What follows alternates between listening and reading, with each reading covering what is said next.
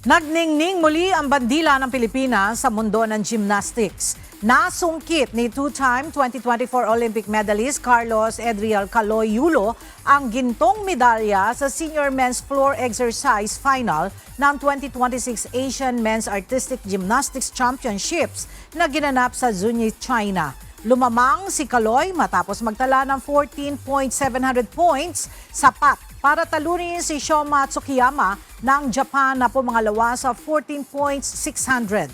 Ngunit mas naging makasaysayan ng tagumpay dahil nakasama niya sa podium ang kanyang nakababatang kapatid na si Carl Jarrell Eldruyulo na nag-uwi naman ng bronze medal matapos makakuha ng 14,300 points. Ang Artistic Gymnastics Asian Championships ay isa sa pinakamalalaking gymnastics competition sa Asia kung saan naglalaban ang top gymnasts ng rehiyon sa iba't ibang mundo, kabilang ang floor exercise para ipakita ang lakas, precision, artistry at world-class execution. Mula sa Zunyi, China, muling pinatunayan ng magkapatid na Yulo na ang husay, disiplina at pusong Pilipino ay kayang makipagsabayan sa mundo ng gymnastics.